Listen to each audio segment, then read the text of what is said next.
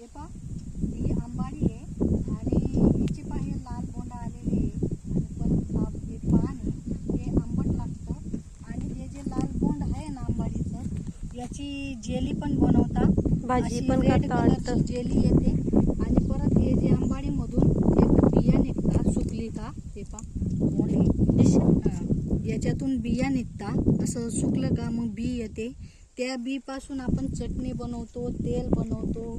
चटणी म्हणजे कोणती तिखट चटणी, ही जशी शेंगदाण्याची बनवतो ना तशी चटणी बनवता खाता येईल.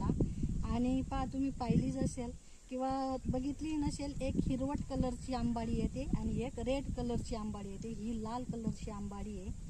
आणि हे पहा याचे जे हे पानं आहे हे जशी कवडी कवडी पानं असतात त्याच्यापासून आपण भाकरी बनवतो, त्या आंबट चिंबट लागतात आणि लसूणची चटणी लागते त्याला खायला. तुम्ही खाल्ली असेल किंवा नाही खाल्ली असेल मला नाही माहीत, पण मी खाल्ली आहे. आजचा व्हिडिओ कसा वाटला तुम्हाला मला कमेंटमध्ये सांगा आणि याला काय म्हणता तुम्ही ते पण सांगा. हे पहा